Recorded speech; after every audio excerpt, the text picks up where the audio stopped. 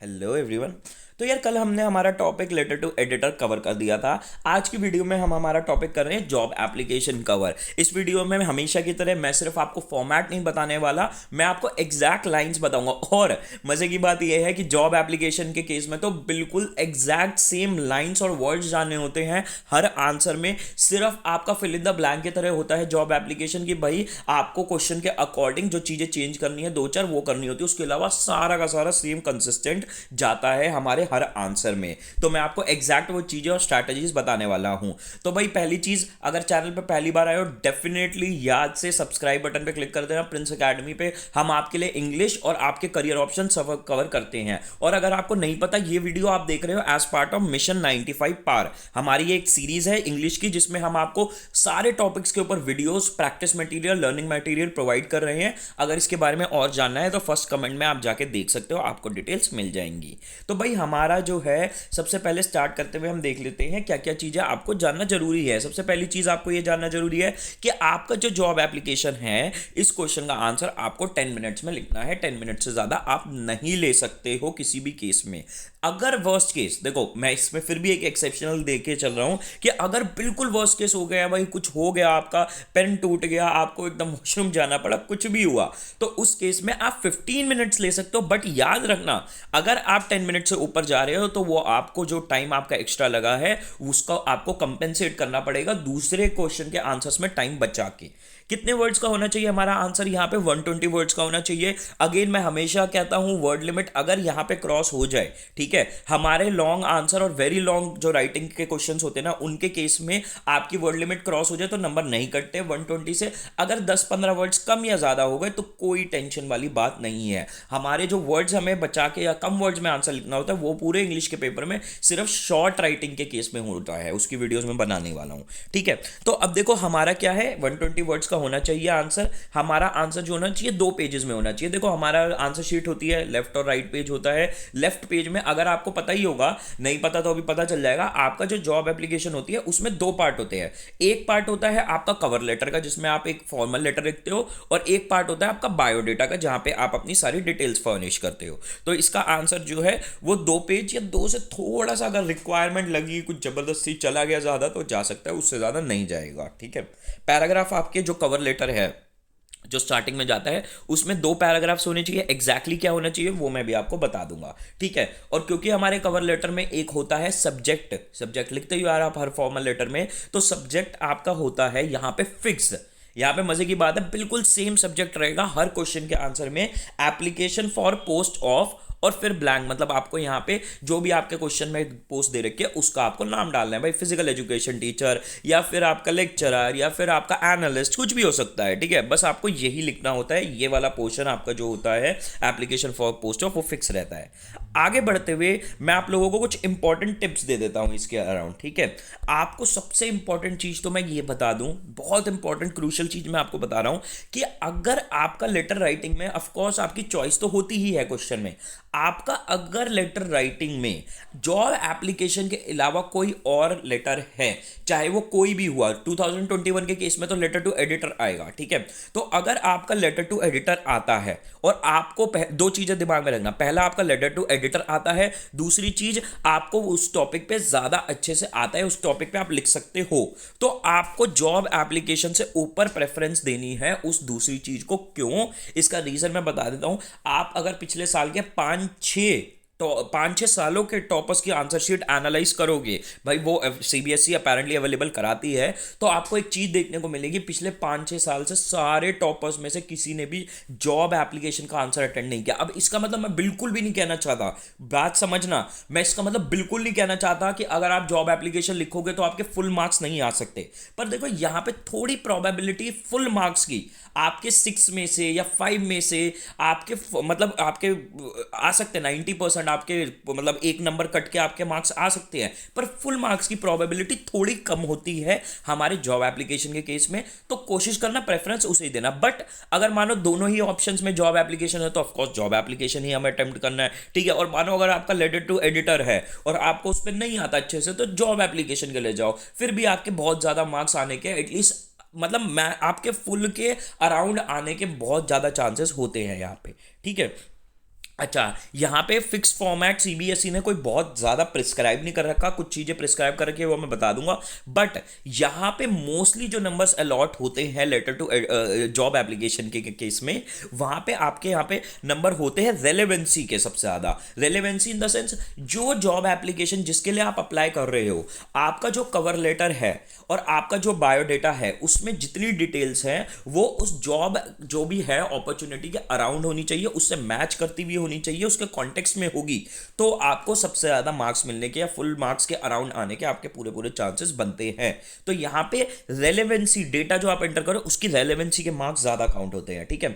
Biodata जो होता है, जो हमारा कवर लेटर के बाद आता है, उसमें मैं आपको एक चीज़ बता दूँ, आपको बॉक्स बनाना है, ठीक है। देखो यहाँ पे जैसे मैंने एग्जाम्पल ले रखा है, बट ये टाइप किया है मैंने खुद, ये मैंने खुद पेपर पे नहीं लिखा इसलिए मैंने बॉक्स नहीं बनाया। बट आपको क्या करना है, आपको बायोडेटा के केस में अपना बॉक्स ड्रॉ करना है पेंसिल से, ठीक है। चलो जी, ये भी बात हो गई। अब अगले हमारी आ जाते हैं लास्ट चीज, always try to get it done in 2 pages, ठीक है। मैं आपको यही बोलूंगा कि आपको जैसे मैंने अभी बताया था ना कि 2 पेजेस में, एक में कवर लेटर एक में बायोडेटा, हाँ 2 से ज्यादा लग जाए, थोड़ा सा आगे स्पेस चला जाए, कोई दिक्कत नहीं है, पर कोशिश ये करना कि आप जो है आप अपना ये जॉब एप्लीकेशन जो है ये आप दोनों इस मतलब कंबाइंड पेज पे यूज करो, ठीक है, कि भाई दोनों पेजेस लेफ्ट राइट एक साथ हैं आपके एग्जाम शीट में, यहाँ पे बायोडेटा, यहाँ पे कवर लेटर, यहाँ बायोडेटा, ठीक है। ऐसा मत करना, कोशिश करना, मतलब कर लोगे तो कोई हार्म नहीं है, बट कोशिश करना कि ये ना हो कि आपने इस पेज पे लिखा अपना कवर लेटर और फिर इसके दूसरी साइड लिखा बायोडेटा। कोशिश करना, जबरदस्ती फोर्स फिट करने की कोई रिक्वायरमेंट नहीं है, कोई ऐसा फॉर्मेट नहीं है सीबीएसई की तरफ से, कर लोगे तो बस बढ़िया है, ठीक है, और कुछ नहीं है, राइट। अब बात कर लेते हैं कुछ मिस्टेक्स की। भाई आपका जो सब्जेक्ट होता है कवर लेटर में उसको अंडरलाइन नहीं करना, मैंने लेटर टू एडिटर में भी कल ये चीज बोल दी थी, ठीक है। यहाँ पे हमारे सब्जेक्ट को अंडरलाइन नहीं करना, अपेरेंटली यहाँ पे सब्जेक्ट टाइप कर नहीं करा हुआ, मैं इसका भी थोड़ी देर में आपको बता देता हूँ सीन, ठीक है। आपका ये नहीं करना आपको, ठीक है। उसके अलावा मैं गलत पेज पे आ गया। Do not use comma after salutation, जो आप सर यूज करते हो ना लेटर में, उसके बाद कॉमा नहीं यूज करना, ये भी कल मैंने लेटर टू एडिटर की वीडियो में बोला था। Never write your own name और एड्रेस, अपनी मर्जी से अपना नाम और एड्रेस नहीं लिखना। क्वेश्चन में आपका नाम और एड्रेस दिया जाएगा, अगर आपको नहीं दिया गया है तो XYZ ABC करके लिखना है। Never not starting from new page, ये भी मैं आप लोगों को कई वीडियो से चीज बता रहा हूं कि अगर आपका लास्ट क्वेश्चन, आपका जॉब लेटर से लास्ट क्वेश्चन का आंसर खत्म हुआ है आधे पेज पे, तो आपको क्या करना है, वो आधा पेज पे क्रॉस बनाना है, स्किप करना है और अगले पेज से आंसर लिखना स्टार्ट करना है, उसी पेज से कंटिन्यू नहीं करना है, ठीक है। अब देखो जैसे मैंने बताया ही था, हमारा जॉब एप्लीकेशन के आंसर में 2 चीजें जाती हैं, 2 पार्ट्स होते हैं, एक तो लेटर फॉर जॉब एप्लीकेशन और एक होता है बायोडेटा, ठीक है। तो सबसे पहले हम देख लेते हैं कि लेटर फॉर जॉब एप्लीकेशन में क्या जाना होता है।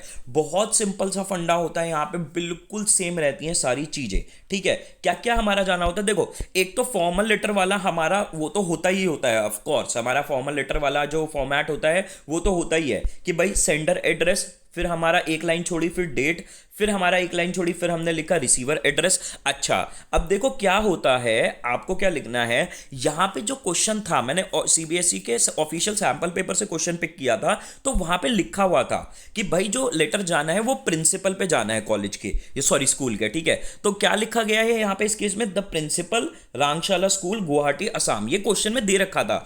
अगर मानो क्वेश्चन में कुछ देना रखा हो कि आपको लेटर किसको भेजना है, तो आप क्या लिखोगे, जैसे फिर उस केस में क्या बन जाता भाई, HR department Rangshala school Guwahati Assam, ठीक है। तो अगर दे रखा हो तो भाई उनका नाम, नहीं तो आपको क्या डालना है, HR department, human resource department, organization का नेम और फिर जो आपका स्टेट है या एड्रेस है। देखो हमारे केस में कोई एड्रेस स्पेसिफिक दे नहीं रखा था क्वेश्चन में, तो हमने 3 लाइन में खत्म कर दिया, बट एड्रेस दे रखा हो तो आपका क्या जाएगा, HR डिपार्टमेंट रांगशाला स्कूल, फिर अगली लाइन में हमारा एड्रेस चला जाएगा, स्ट्रीट नंबर या फिर जो भी दे रखा है, और फिर गुवाहाटी असम, ठीक है। तो दैट सिंपल एज दैट, ठीक है। तो ये हमारा अभी तक का हो गया जैसे फॉर्मल लेटर में होता है। फिर हमारा एक लाइन छोड़ के सब्जेक्ट जाना है, मैं आई एम रियली सॉरी यहाँ पे सब्जेक्ट टाइप करना मैं भूल गया, ठीक है, अभी मुझे रियलाइज हो रहा है। तो आपको क्या करना है, सब्जेक्ट आपको लिखना है, सब्जेक्ट आप एक लाइन छोड़ के लिखोगे, सब्जेक्ट को अगेन अंडरलाइन बिल्कुल नहीं करना है, बस सब्जेक्ट लिखना है, आपको डॉट्स बनानी है अपनी सिंपल, और फिर आपको लिखना है, क्या लिखना है, मैंने अभी ऊपर क्या बताया था, आपको लिखना है application for the post of, जैसे हमारा यहाँ सैंपल पेपर में आंसर जो था वो टीचर था, तो मैं लिख दूंगा फिजिकल एजुकेशन टीचर, तो मैंने यहां पे लिखूंगा सब्जेक्ट में application for the post of physical education teacher, फिर एक लाइन छोड़ी, फिर लिखा सर स्लैश मैम, ठीक। और फिर हमने यहाँ कॉमा नहीं लगाया, याद रखना बच्चे कुछ कॉमा लगाते हैं, और फिर अगली लाइन से ही हमने हमारा बॉडी या कंटेंट लिखना चालू कर दिया। अब देखो कंटेंट क्या जाना है, कंटेंट क्या जाना है, सबसे पहली चीज पहली लाइन आपकी ये फिक्स 4 लाइंस जानी है, ठीक है, ये फिक्स 4 लाइंस जानी है पैराग्राफ 1 में, इसके अलावा कोई लाइन नहीं जानी जो मैं आपको दिखाने वाला हूं अभी नीचे। पहली लाइन जाएगी, आपने इंट्रो किया कि भाई क्या कहते हैं, मैं मतलब इंट्रो और रेफरेंस टू एडवर्टाइजमेंट। देखो आपका जो जॉब एप्लीकेशन होती है ना, आपका जो क्वेश्चन होते हैं वो मोस्टली एडवर्टाइजमेंट बेस्ड होते हैं आपके क्वेश्चन सीबीएसई में, कि भाई आपने एडवर्टाइजमेंट यहां पे पढ़ा या फिर वो एक्चुअल एडवर्टाइजमेंट का ग्राफिक छाप देंगे क्वेश्चन पेपर पे, ये एडवर्टाइजमेंट है और इसको देख के आपने जो है जॉब एप्लीकेशन लिखी है। तो आप क्या लिखोगे, इंट्रोडक्टरी लाइन, और उसमें आप रेफरेंस दोगे एडवर्टाइजमेंट का। कैसे दोगे अभी देखने वाले हैं। फिर आपको सेकंड लाइन में देने वाला है कि कोई रेलेवेंट रीजन दे देना कि भाई आप क्यों अप्लाई कर रहे हो जॉब के लिए, कुछ भी रेलेवेंट रीजन हो सकता है, मैं इस सिटी में अभी नया शिफ्ट हुआ हूं, या फिर एक ये भी रीजन हो सकता है कि I am looking for better growth opportunities, ठीक है, या I am looking for better learning opportunities. तो ऐसे आप करके कोई भी रेलेवेंट रीजन लिख सकते हो कि भाई इस वजह से मैं यहां पे अप्लाई कर रहा हूं। फिर आपको लिखनी है रेलेवेंट क्वालिटीज, ठीक है, कोई रेलेवेंट क्वालिटी जो आपको इस जॉब के लिए सूटेबल बनाती है। रेलेवेंट क्वालिटी में कुछ भी हो सकता है, पैशन, या फिर हमारा भी एग्जांपल जो था वो टीचर के अराउंड था, तो फिर मैंने यहां पे लव फॉर चिल्ड्रन लिख दिया, ठीक है। तो पैशन हो सकता है, लव हो सकता है चिल्ड्रंस के लिए, या फिर अगर आप किसी एनजीओ में अप्लाई कर रहे हो तो फिर एंथुसियाज्म या फिर अ जेस्ट टुवर्ड्स सोशल वर्क। तो ऐसे करके कोई रेलेवेंट क्वालिटी जो आपको उस जॉब के लिए क्वालिफाई करती हो। फिर हमारी अगली लाइन जाएगी, सब achievement in the same field, ठीक है। तो आपको क्या बताना है, कोई आपकी अचीवमेंट जो रही हो, कोई मेडल, कोई अवार्ड या कोई परफॉर्मेंस लेटर इस फील्ड के अराउंड जिसमें आप अप्लाई कर रहे हो उसी के। तो इस तरीके से हमारी हो जाएंगी 4 लाइंस, पहली लाइन इंट्रोडक्शन, सेकंड लाइन हमारी रीजन, फिर हमारी क्वालिटी, फिर हमारा कोई अचीवमेंट, ठीक है। तो इस तरीके से 4 लाइंस होंगी फर्स्ट पैराग्राफ में। और सेकंड पैराग्राफ में आप ये चीज़ बहुत ही इंपॉर्टेंट है, मेंशन करना बहुत इंपॉर्टेंट है, सीबीएसई के लिटरली इस लाइन के मार्क्स देता है। आपको मेंशन करना है कि मैंने एनक्लोज किया है हमारा बायोडेटा हमारे नेक्स्ट पेज पे, और फिर आप क्लोजिंग लाइन दे दोगे। रियली सॉरी यार शोर के लिए जो हो रहा है बैकग्राउंड में, यहाँ थोड़ी कंस्ट्रक्शन वर्क हो रहा है यहाँ पे, ठीक है। तो हमारी फिर आप क्लास की क्लोजिंग लाइन दोगे, वो क्या होना है देख लेते हैं, ठीक है। तो अब देखो यार, ये मैं आपको एग्जैक्ट लाइंस दे रहा हूं जो आपको अपने एग्जाम में यूज करनी है, बस आपको फिल इन द ब्लैंक करना है अब, ठीक है। आपको एग्जैक्ट क्या लिखना है, with reference to your advertisement in the, और फिर आप यहाँ पे न्यूज़पेपर का नाम लिखोगे जो क्वेश्चन में दे रखा है, फिर आप लिखोगे डेटेड, फिर आप डेट लिखोगे जिस डेट पे आपका न्यूज़पेपर ने छाप रखा था। अगर क्वेश्चन में ना लिखा हो तो अपनी तरफ से कोई भी डेट लिख देना, ठीक है।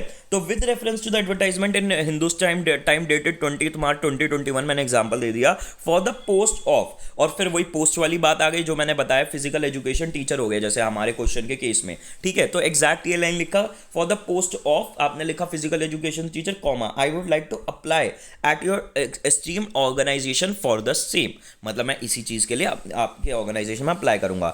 आई have recently shifted from Delhi to Guwahati and was looking for job opportunities in the same field, ठीक है। अब देखो मैंने यहाँ पे एक रेलेवेंट रीजन लिख दिया कि भाई मैं दिल्ली से गुवाहाटी शिफ्ट हुआ, इस वजह से मैं जॉब अपॉर्चुनिटी के लिए लुक कर रहा था इस फील्ड में, ठीक है। यहाँ फुल स्टॉप नहीं लगा हुआ, ठीक है, माइंड मत करना अगेन इस चीज को भी। मैं आज आप लोगों को बहुत चीजें कह रहा हूँ माइंड ना करने को, तो प्लीज माइंड मत करना, ठीक है। अब हमारी अगली लाइन, फिर I am really passionate about. अब देखो यहां पे क्या होगा, यहां पे आपको यहां पे बताना है ना क्वालिटी, तो मैं आपको एक सिंपल बता रहा हूं फंडा, आप जिस भी फील्ड में क्वेश्चन होगा, जो भी क्वेश्चन होगा उसमें आप ये लिख दोगे I am really passionate about, ये लाइन लिखना, और फिर आप लिख देना जो भी क्वेश्चन की रिक्वायरमेंट है उसके अकॉर्डिंग। जैसे अब हमारा यहां पे क्या है, हमारा फिजिकल एजुकेशन का काम है। अब भाई शोर मचा रहे हैं बहुत ज्यादा कंस्ट्रक्शन वाले, रुको। आपने क्या लिखा, I am really passionate about, और फिर लिख दिया यहाँ पे हमारे क्वेश्चन के अकॉर्डिंग स्पोर्ट्स, ठीक है। तो मैंने यहाँ पे हमारे क्वेश्चन, क्योंकि हम फिजिकल एजुकेशन के टीचर के लिए अप्लाई कर रहे हैं, I am really passionate about sports and my love for children. ये देखो, ये मैंने अपनी तरफ से क्वेश्चन की नीड के अकॉर्डिंग लाइन ऐड करी है, ये कोई फिक्स लाइन नहीं है, बट आप इस तरीके से सोच सकते हो, इतना तो थोड़ा तो सोचना पड़ेगा, हल्का सा इतना सोच लेना। And my love for children further motivates me to impart my knowledge to the future generation of the country, ठीक है। तो आपने एक इस लाइन में क्वालिटी लिख दी कि भाई मेरा पैशन है स्पोर्ट्स की तरफ, और मेरे को बच्चों से बड़ा प्यार है, इसलिए मुझे मोटिवेशन मिलती है, मेरी उस पैशन वाली नॉलेज को मैं अपनी अगली जनरेशन को पास करूं।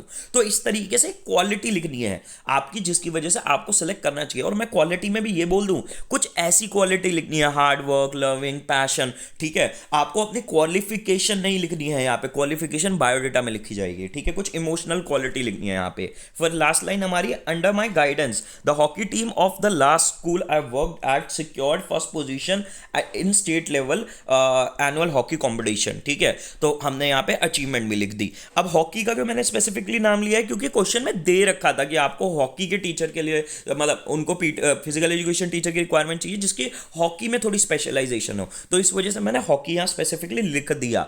आप चाहो तो कुछ और लिख सकते हो, आप चाहो तो भाई क्वेश्चन के अकॉर्डिंग जो भी है वो आप मेंशन कर सकते हो, ठीक है। ये फर्स्ट पैराग्राफ हो गया। सेकंड पैराग्राफ में होगा I am enclosing my biodata, बिल्कुल इंपॉर्टेंट लाइन, बिल्कुल नहीं भूलनी है। I am enclosing my biodata and promise, and again यहाँ पे दोबारा एक चीज और नहीं माइंड करनी यहाँ पे, ठीक है, एक चीज और माइंड नहीं करनी, यहाँ पे मेरे को लिखना था and I promise to leave no stone unturned in pursuit of excellence at the job offered, ठीक है। तो आपको ऐसे कुछ लाइन लिखनी है, आप एग्जैक्ट यही लाइन लिख सकते हो या फिर और थोड़ा बहुत चेंज करके ऐसी अच्छी सी कोई लाइन लिख सकते हो। I will be obliged to receive the opportunity to work with you, ठीक है, ये हमारी क्लोजिंग लाइन हो गई, राइट। तो आपका ये हो गया। फिर आपने एक लाइन छोड़ी, फिर आपने लिखा योर्स ट्रूली, और आपका जो क्वेश्चन में नाम दे रखा था वो आपने सिंपली लिख दिया। तो ये हो गया हमारा कवर लेटर, ये हमारा फिक्स फॉर्मेट रहना है, थोड़े बहुत इधर एंड उधर चेंजेस होने हैं। अब बात कर लेते हैं हमारा बायोडेटा में। बायोडेटा बड़ा सिंपल सा कॉन्सेप्ट है यार, इसमें आपको बस अपनी सारी इंफॉर्मेशन देनी है। यहाँ पे मोस्ट इंपॉर्टेंट चीज पता है क्या आ जाती है, यहाँ पे एजुकेशनल क्वालिफिकेशन और वर्क एक्सपीरियंस, ये दोनों चीजें सबसे इंपॉर्टेंट आ जाती हैं, क्योंकि ये दोनों चीजें आपको क्या करना होता है, जिस जॉब में आप अप्लाई कर रहे हो उसके अकॉर्डिंग एजुकेशनल क्वालिफिकेशन और वर्क एक्सपीरियंस लिखना होता है। और मैं आपको एक चीज बताता हूं, जॉब एप्लीकेशन में आपको डिसाइड इसी बेसिस पे करना है कि मानो अगर आपका आता है क्वेश्चन फिजिकल एजुकेशन पे, फिजिकल एजुकेशन के टीचर पे, ठीक है। अब आपको नहीं पता कि फिजिकल एजुकेशन के अराउंड कौन सी डिग्री या डिप्लोमा होते हैं या कौन से कॉलेजेस होते हैं, कॉलेजेस फिर भी मैटर नहीं करता, बट अगर आपको डिग्री डिप्लोमा नहीं पता इसके अराउंड, तो भाई क्वेश्चन अटेंड मेरे हिसाब से मत करना। अगर आपको लेटर टू एडिटर या दूसरा आता हो ज्यादा कर लेना, ठीक है। अगर आपको उस फील्ड के अराउंड, जॉब एप्लीकेशन जहां पे है उसके अराउंड आपको पता है चीजें, डिग्री वगैरह और आपका वर्क एक्सपीरियंस, तो आप उसको लिखना, आंसर को स्टार्ट करना, ठीक है। अब यहाँ पे हमारा फिक्स फॉर्मेट रहता है। देखो मैंने एक चीज बता दी, बॉक्स बनाना होता है बायोडेटा के अराउंड, सबसे टाइटल पे लिखना होता है बायोडेटा और उसे करना होता है अंडरलाइन, ठीक है। फिर आपका फिक्स फॉर्मेट है, नेम लिख दिया हमने, फिर फादर्स नेम लिखा, फिर एड्रेस लिखा, ये तीनों एक एक लाइन में चीजें चली जाएंगी, ठीक। फिर डेट ऑफ बर्थ लिखा, ये भी अगेन एक लाइन में चली जाएगी, राइट। अब हमने लिखा एजुकेशनल क्वालिफिकेशन। अब इसमें माइंड करके रखना कि भाई आपका जहां एजुकेशनल क्वालिफिकेशन आपने रखा है वहां इंडेंट रखना, मतलब कि आपकी जितनी नेक्स्ट लाइनें चालू होंगी एजुकेशनल क्वालिफिकेशन की, वो इसी स्पेस को छोड़ के चालू होंगी, जैसे मैंने यहाँ स्पेस छोड़ दिया है, ठीक है। अब देखो यहाँ पे कैसे किस फॉर्मेट में लिखनी होती है एजुकेशनल क्वालिफिकेशन। पहले आप डिग्री का नाम लिखते हो, फिर आप लिखते हो कितनी परसेंट सिक्योर हुई थी, फिर आप लिखते हो कॉलेज का नाम, ठीक है। तो मैंने diploma in physical education 92% Indira Gandhi institute of physical education लिख दिया। अब ऐसे ही मैंने अगले में किया बीएड की degree 94% Delhi university, simple as that. Comma लगा लगा के हमने ये तीन चीजें मेंशन करनी होती है। वर्क एक्सपीरियंस में अगेन इंडेंटेशन, आपका स्पेसिंग माइंड करके रखना, ठीक है। अगेन क्वेश्चन के रेलेवेंट आपको वर्क एक्सपीरियंस लिखना है। तो मैंने क्या लिखा, हॉकी कोच। आपने पहले लिखना है अपनी पोजीशन, किस पोजीशन पे, किस डेजिग्नेशन पे आप काम कर रहे थे उस पुरानी जगह पे, आपने अपना डेजिग्नेशन लिखा, कॉमा, फिर आपने लिखा कितने साल आपने काम किया, फिर आपने ऑर्गेनाइजेशन का नेम लिखा और फिर उसकी सिटी लिखी। ये चार चीजें आपको वर्क एक्सपीरियंस के केस में लिखनी है। नेक्स्ट लाइन में देखो मैंने लिखा फिजिकल एजुकेशन ई टीचर 4 ईयर्स के लिए Saint Lawrence convent school Delhi. ये एक्चुअली सेंट लॉरेंस कॉन्वेंट मेरा स्कूल है जहां से मैं खुद पढ़ा हूँ, ठीक है। तो हमारा क्या कहते हैं, ये हमारा वर्क एक्सपीरियंस जाना है। मैरिटल स्टेटस आपको लिखना है मैरिड या अनमैरिड, मोस्टली केसेस में अनमैरिड लिख दो, doesn't make a different. Languages known में आपको लिखनी है अपनी लैंग्वेजेस जो आपको पता है, हिंदी इंग्लिश ऑफ कोर्स जानी चाहिए, बट आप लिख सकते हो अगर आप मानो अब हमारे इस क्वेश्चन के केस में असम था तो आप कोई लोकल लैंग्वेज लिख सकते हो, अगर आप उस स्टेट की जानते हो तो वो लोकल लैंग्वेज लिख दो, हमें वो भी आती है। हॉबीज में आपने कुछ भी लिखना है, मैंने यहाँ पे म्यूजिक, ट्रैकिंग या और रीडिंग लिख दिया है, ठीक है। थोड़ा बहुत आप वॉलंटियर वर्क लिख सकते हो, ठीक है, क्वेश्चन के अकॉर्डिंग। टीचिंग का तो शायद यहाँ पे वॉलंटियर वर्क भी आ सकता था, ठीक है। तो इस तरीके से हॉबीज। कॉन्टैक्ट में आपको 2 चीज़ें देनी है, अपना फ़ोन नंबर अपना फ़ोन नंबर, कॉमा, फिर अपनी email ID, simple as that, right. तो आपको कॉन्टैक्ट में ये देना है। रेफरल में आपको देने हैं 2 लोगों के नाम, ठीक है। अब इसका रेफरल का कैसे फॉर्मेट जाना होता है, रेफरल होते क्या है बेसिकली, आप अपनी पुरानी जगहों पे जहाँ पे आपने पढ़ाई करी है, जहाँ पे आपने काम किया है, वहाँ से कुछ लोगों के नाम दे देते हो, ताकि वो आप लोगों को वो जो आपका करंट ऑर्गेनाइजेशन है, जो आपकी हायरिंग ऑर्गेनाइजेशन है, वो इन लोगों को कांटेक्ट कर सके और इनसे आपकी डिटेल्स निकलवा सके। तो अब इसका फॉर्मेट क्या जाना होता है ये देख लो। देखो, पहले आप उस इंसान का नाम देते हो जिसका आप रेफरेंस दे रहे हो, ठीक है। मैंने यहाँ मिस्टर अशोक गांगुली लिखा। फिर आप लिखते हो उनका डेजिग्नेशन, कि वो किस पोजीशन पे काम कर रहे हैं उस ऑर्गेनाइजेशन में। फिर आप ऑर्गेनाइजेशन का नाम और उसका फिर स्टेट लिख देते हो, राइट। तो अगले लाइन में देखो, जैसे doctor Neeta Singhal, assistant professor, Indira Gandhi college of institute of physical education, Delhi, ठीक है। तो आप एक रेफरेंस लिख देना हमारे यहाँ से क्या कहते हैं, आपके प्रीवियस वर्क एक्सपीरियंस है, और एक रेफरेंस लिख देना आप अपने कॉलेज से, जो भी आपने मेंशन किया है अपने ऊपर बायोडेटा में, ठीक। तो यार वीडियो को एंड करते हैं। बट भाई, अगर वीडियो अभी तक देखी है, यानी तुम्हें कुछ ना कुछ तो वैल्यू एडिशन हुई है, कुछ ना कुछ तो सीखा है, तो लाइक करे बिना बिल्कुल भी मत जाना, क्लोज मत करना वीडियो, ठीक है। तो best of luck guys and bye.